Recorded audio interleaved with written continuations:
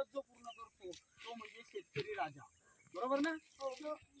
कारण आपण आता जरी प्रगती केली असेल, तंत्रज्ञानामध्ये खूप सारी प्रगती केली असेल, तरी पण शेवटी शेतीशिवाय हे बघा, पहिल्यांदा आपण नांगरणी केली ना, त्याच्यानंतर रोटर फिरवणार, त्याच्यावर सरी नंतर मग त्याच्यावर बी आपण त्याच्यात टाकणार.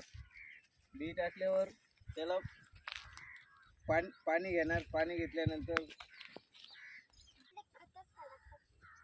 तर म्हणजे ते भेंडीची उत्पन्न जास्त निघण्यासाठी फवारणी नाही केली तर त्याच्यावर कीड पडेल, पाखरं होतील. त्याच्यात छान.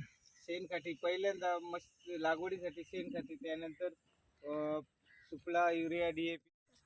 नाही, फायदाच होतो ना याच्यात. नुकसान असलं तर शेती कोणी ते बरोबर आहे, दुसरं पण उत्पन्न येऊ शकते, पण आपल्याकडे तो मार्केट नाही ना. मग तुम्हाला या भेंडीचा दर किती मिळतो पैसे? भेंडीचा दर जसा मार्केट असेल तसा मिळतो. नाही आतापर्यंत आता स्टार्टिंगला ती का करता? तर शेती म्हणजे शेती जर नाही केली तर ते भाजीपाला बाकीच्या लोकांना कसा काय मिळेल?